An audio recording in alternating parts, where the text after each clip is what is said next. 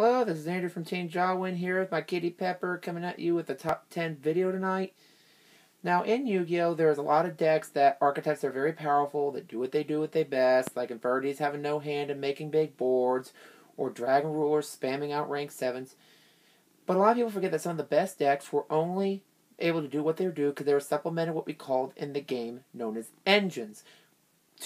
Anywhere from 2 to 5 cards you put into a deck to give it speed and consistency to make it get to that point.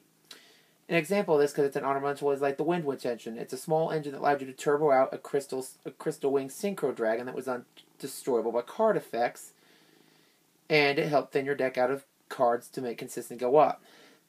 Now, there are some rules on this list. The first rule is that the engine could not be the deck's win condition, so no Dragon Rulers or Dinos people, sorry. Also, the engine could not have been greater than 5 cards. So, sorry, Zoo fans. Zoo would have easily gotten number 1 had it not been for that rule. To me, when a card goes beyond like 5 cards, it's no longer an engine, as it's more the main point of the deck. Other than that, nothing much to say, and we'll get in with the top 10, starting at our number 10, which is the Destiny Draw engine, or the Destiny Hero engine. When Destiny Draw and Mally first came out in Duelist Pack Astro Phoenix, all the way back in, I do believe it was in 2005-06, it wasn't really, nobody really thought much of it. And then we get Elemental Hero Stratos in the TCG, creating one of the most devastating decks of all kind, known as Airblade Turbo, giving the deck so much draw and consistency power using Destiny Hero Malicious, Diamond Dude, and Destiny Draw, along with sometimes Dasher and other ones. When Stratos got hit, the deck slowed down. Then we got Teledad, which abused the engine again, using Mally's once again, Diamond Dude, Dasher, and Destiny Draw as a free draw engine. Now, the reason it isn't higher on the list is because it was more of a drawing power than it really did. It made powerful plays. It more drew into your pieces you needed when you needed them. So, yeah, that's why that's only at number 10. For our number 9, we have the recently released Dangers. Now, before those people say, well, the FTK plays all Danger Zones, I'm talking about the Danger engine that's used in Danger BA, who only uses, at most, 4 of them. The 2 3s, which is Tsuchinoko and Jackalope, and the 2 7s, and sometimes they don't even play the other 7, and that's Nessie and Dogman. And most people opt to not play Dogman for the sheer fact that the only reason they play him is for the rank 7 play and Galaxy Tomahawk, which the deck honestly doesn't need. Danger is one of those engines that are really powerful because it allows you to extend combos and draw through combo-based decks. It allows you to summon links like No Tomorrow and Excesis. And it's one of those decks that, no matter if you resolve the Danger's effect or not, it's good. Like, if you discard, you get a powerful effect. If they don't reveal it, you special get a free draw. There's really not much to lose there. Dangers have been one of the better engines in today's game, just for the sheer fact of its splash ability.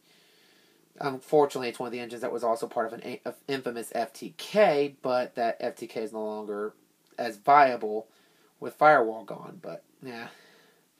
Danger's my number 9, and that's an engine I don't see going anywhere soon outside of a Forbidden Limited list. So, Danger at number 9. For my number 8, I have the Hand engine. The Hands were a really good card that was released in Dragons and Legends quite a few years ago. Also the same set I gave a Soul Charge for those that didn't know.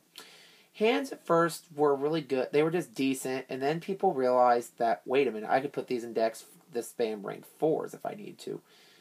And one of the first decks to utilize it was a deck known as HAT, Artifact Hand Trap Tricks. A really good deck. Probably a deck that honestly was just a whole bunch of engines splashed together. But Hands wasn't the next one condition, it was Artifacts in that particular scenario. So, yeah, Hands were really good, and what they did was when they were destroyed by battle or a card effect, they would replace the opposite hand. If you had an ice, you replace it with fire. If it was a fire, replace it with ice. If you destroyed Fire Hand, it destroyed a monster. If you destroyed fire, it replaced it with ice. Really good engine. Got power correct, unfortunately, but still a really good engine. So, yeah. So we have that at number 8. For number 7, ironically, for a different reason, was the Artifact engine. That is even being used somewhat today to some mild play. But it, as an engine, probably in its prime where it wasn't the main win condition and not breaking my rules, when it was used in Shaddolls a long time ago.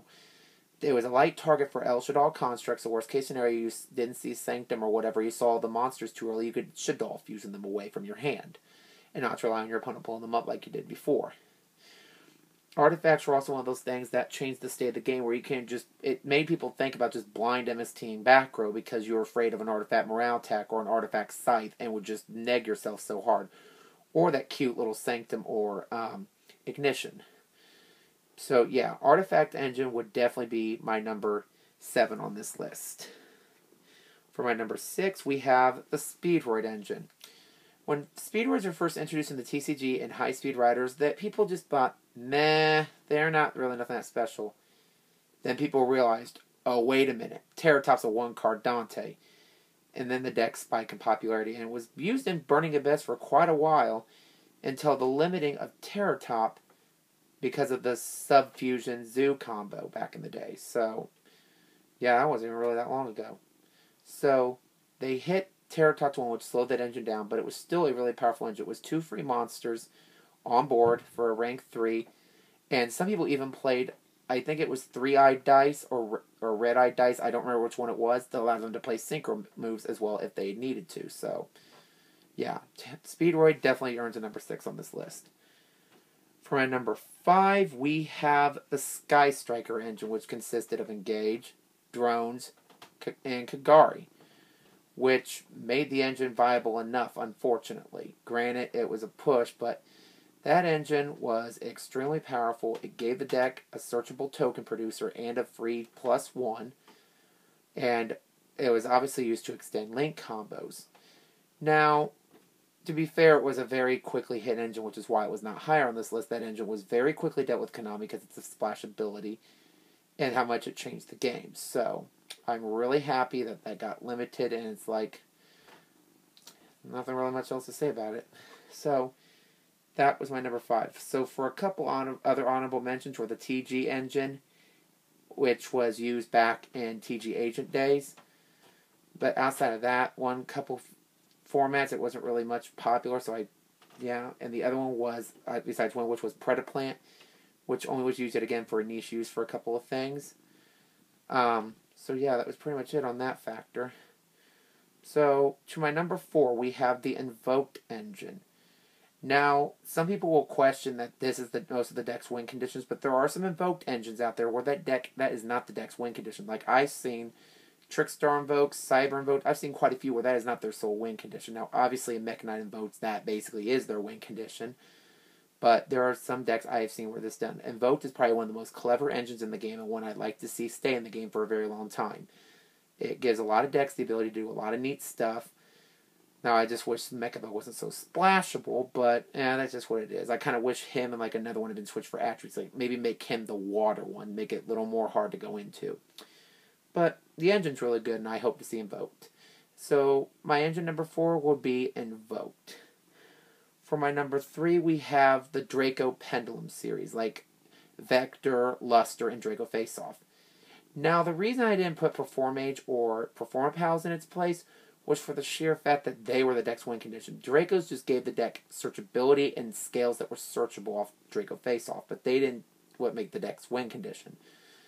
That engine was really good because you basically, as long as you had one of each in deck, you basically you had a free level 4 Pendulum Simulator and a free scale of either 3 or 5. And in Pepe, it was very easy back then to get or Draco Pals to get the missing scale. So if you got the 5, you could easily play the 3. If you had the 3, you could easily get the 5. Or 6, or whatever it was. It was so easy. Very powerful, very small, and to this day that engine is still hit with only having 2 Luster Pendulums and 1 Draco Face-Off. For my number 2, we have Phantom Knights. That is an engine that since its release in Wing Raiders has constantly seen use. I've seen it almost everywhere, just never stops going around, and it's still even being used today in certain variants, like some Danger PK variants. So, yeah. Really, really powerful engine, and BA obviously busted the crap out of it, but that, yet again, wasn't BA's win condition. Beatrice was. Hence why I couldn't put BA on this list, because every time they're in a deck, they're never an engine, they're the win con. I guess you can make an argument for Sekka's Light, but no. So, for the number 1 engine of all time, in my opinion, and this is an engine that to this day is still very powerful, and I don't think its popularity has ever diminished. This card has been reprinted 2 times already, and it just keeps getting bought out, and that would be the Brilliant Fusion engine. One of the best engines in the game because it gives a lot of decks the ability to do extra normal summons. An engine that has even survived even into link format, where putting your Seraph Knight, your extra monster zone, means you have to instantly link it away or sync with it or exceed with it to get rid of it. Gem Knight, Seraph Knight would probably be one of the best fusion monsters in the game, if not the best fusion monster in the game ever printed, just for the sheer facts of Brilliant Fusion. So many decks have been playing Brilliant Fusion. Like, we've had Brilliant Fusion being played as far back as 2000, and I think it was 16, I think, or it may have been younger than that. Try and think. Zoo came out 2017. 2016. No, 2015, yeah. It's been being played since 2015 and has not slowed down for 3 whole years. A lot of these other engines had their times off and on, but Brilliant Fusion never really had its time off or on. It's been very popular since its release, and I hope that engine stays around for a very long time. I enjoy the engine, and I think it's very healthy for the game because it's an engine that could potentially brick. Now, those are just my idea for the top 10 engines of all time. If you have your own opinions or what you think should be on this list, or if you think they should be higher or lower, post them down in the comments below. Let us hear your suggestions of what you think is your favorite engines. And if I didn't put yours on the list, that doesn't mean it wasn't a good engine. It's just, obviously, every top 10 is going to be biased. Anybody that makes a top 10 saying that their list is, like, based by facts, no. Every top 10 in lists are going to be biased. Those are my top 10. It says Fat Mystic Wizard and my Pepper the Cat, signing out, and we will see you guys later.